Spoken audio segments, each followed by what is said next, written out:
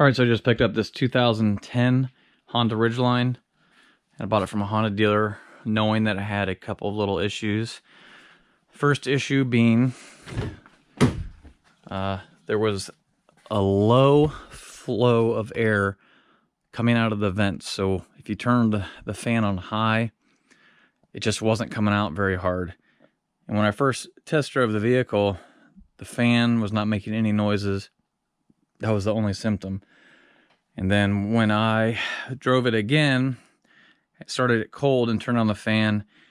From under here, I heard a noise. And then today, the day after I bought the vehicle, the fan stopped completely. And then when I reached under here and started smacking on it, it started moving a little bit. So it's pretty easy in my case to determine that I needed to replace the blower motor.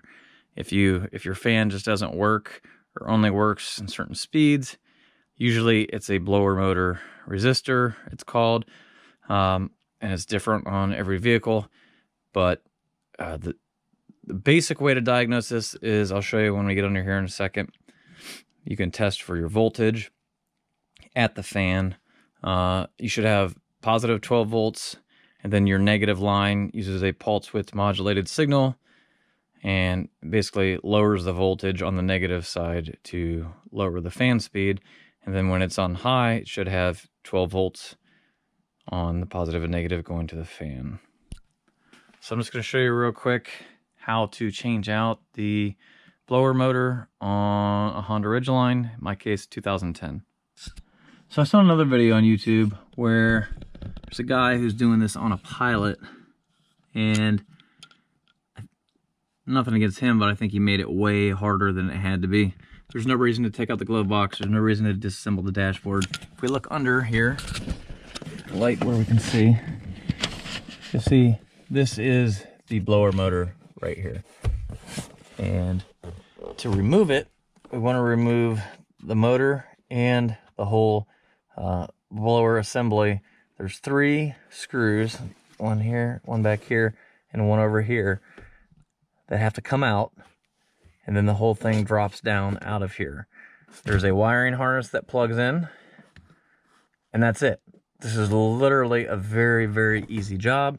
So if you're considering doing this yourself, definitely go ahead and do it. Some other Honda models, it's not quite this easy.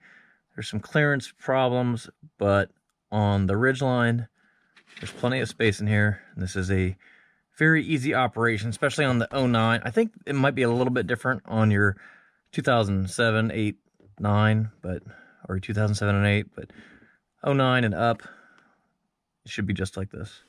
And if you're wondering if your blower motor resistor is the problem, that is just as easy to get to. It's right here.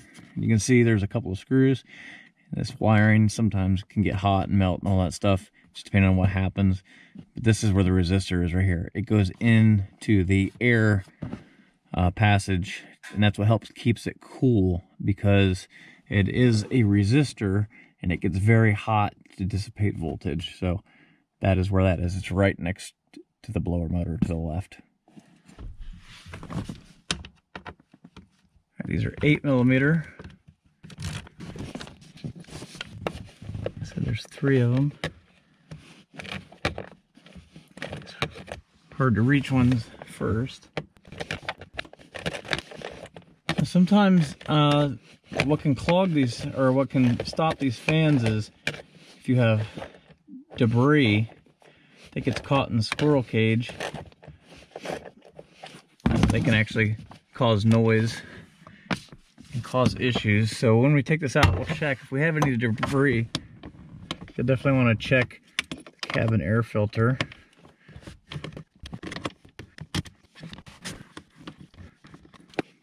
Doing this by hand because I don't want to strip these out. It's just plastic threads. So when you put them back in, you definitely don't want to use a drill. You can see we're already pretty loose here. As soon as this one's out, this whole thing is just going to drop right out of here.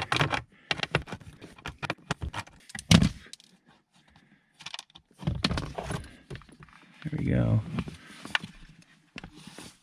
And now that it's out, I'm gonna go ahead and turn the ignition on. See what it looks like when I turn this on.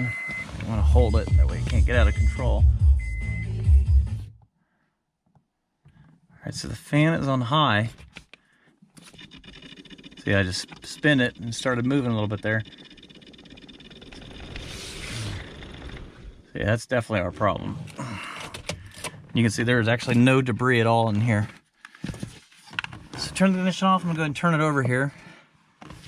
So you can see that the wires held on with this clip, and then underneath there is the other screw we need to remove this cover.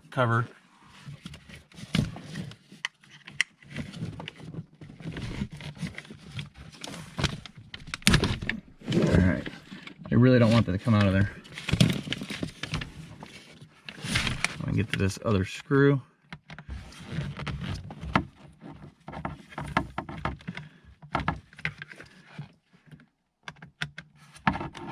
Alright, kind of pry that off. You'll see here is our wiring connector. Just push the tab, pull up. Okay. And there's the old one. Alright, so we've got the new one in here, and we've got the old one right here. Just for comparison's sake, I'm going to show you that they are different. So, first I thought we were going to have to move the cover from the old one to the new one, but it will actually not fit. This is a VDO unit that I picked up at AutoZone, and it's got these castings, these plastic castings that you can see they don't have right here. So that won't work. So I'm going to put this cap that came on this one back on here. Basically, it will plug in fine. It just won't hide the wiring. So I guess it doesn't really matter. You can see that there's definitely been some signs. There's been a little bit of heat here.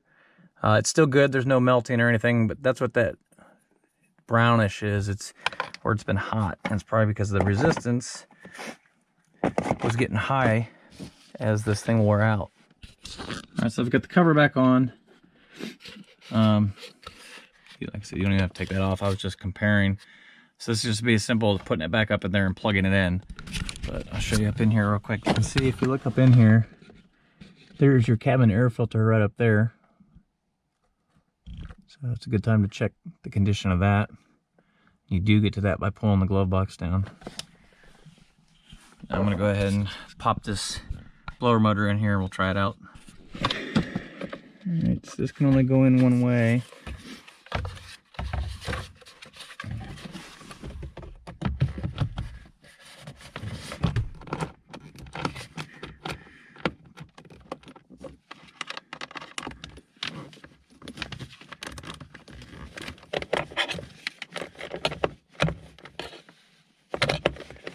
Snugged it down nicely and reconnect the wiring.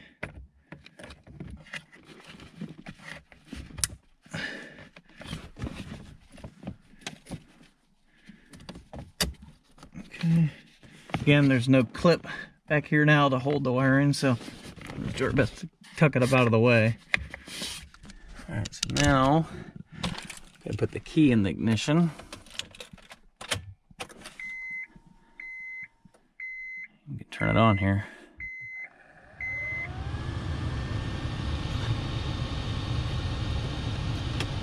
Sounds a little bit better.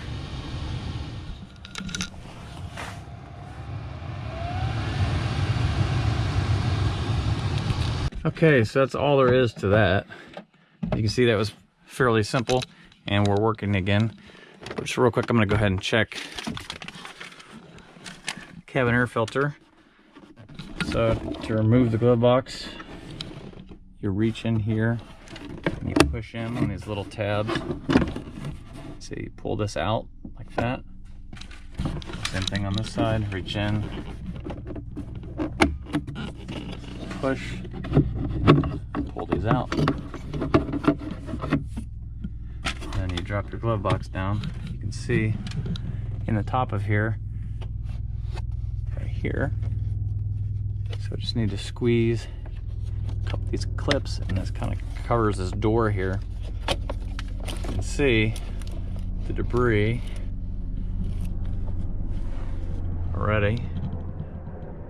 So this thing definitely looks like it could be changed. So before I put this all back together, I'm gonna switch that out. All right, so hopefully there was some useful information there for you. If you got a Ridgeline, doesn't matter the year, at least in these first gen ones. It's all about the same process. If you have any questions, leave a comment below. Be sure to like the video, subscribe for more. Until next time, we'll see you later.